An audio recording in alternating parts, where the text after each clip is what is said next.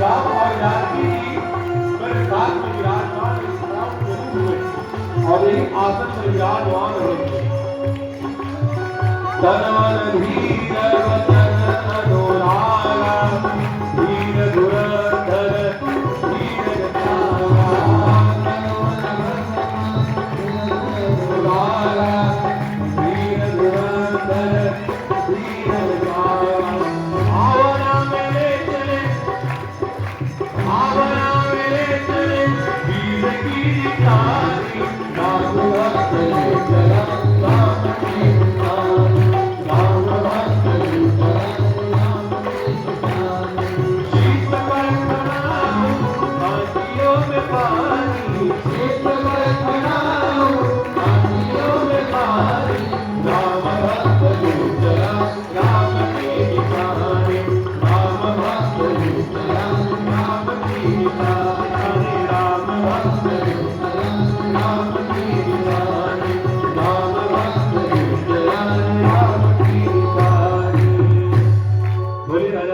भगवान की जय, बोले सीता मैया की जय। और भगवान राम जी की चरण पादुका को लेकर के भरत जी वापस आते हैं।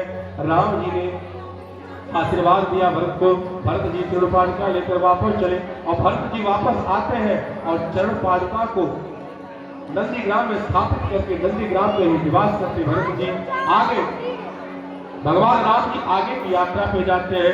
भैया सीता जी को अनुसुईया जी से मुलाकात होती है।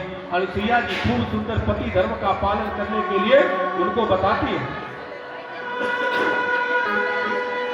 अनुसुईया जी ने सीता जी से कहा कि हे मैथिली, हे जानकी, हे सीता, हर वक्त में पति व्रत सबसे श्रेष्ठ है।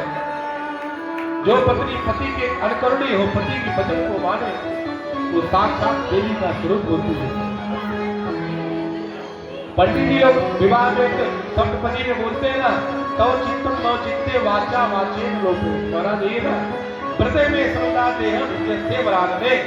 अनुसुईया जी ने कहा कि पति के धर्म का पालन करना ही पत्नी का परम व्रत है। खूब सोमवार, मंगलवार, बुधवार, बृहस्पतिवार का व्रत करिए।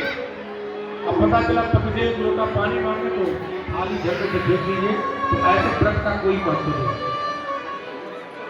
व्रत का महत्व तब होगा जब पति के लिए परस्पर सम्मान होगा।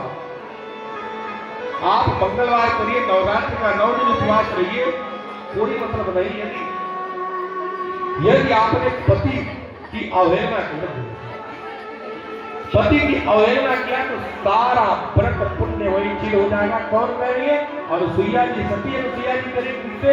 मैया जानकी जी से, कि पति व्रत का पालन करना ही पत्नी का परम धर्म है। तभी आपका सारा व्रत पूजा सफल होगा, नहीं तो कोई व्रत पूजा सफल होने वाला नहीं है।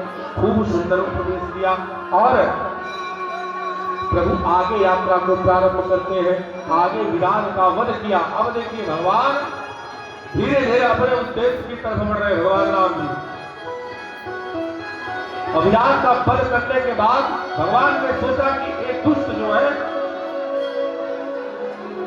कई वर्षों से सृष्टि में साधु संत गृहस्थ जीवन यापन करने वालों को कष्ट पहुंचा रहे, अब इनका समय उत्तम आ गया है, इनका वध करना चाहिए। भगवान राम जी ने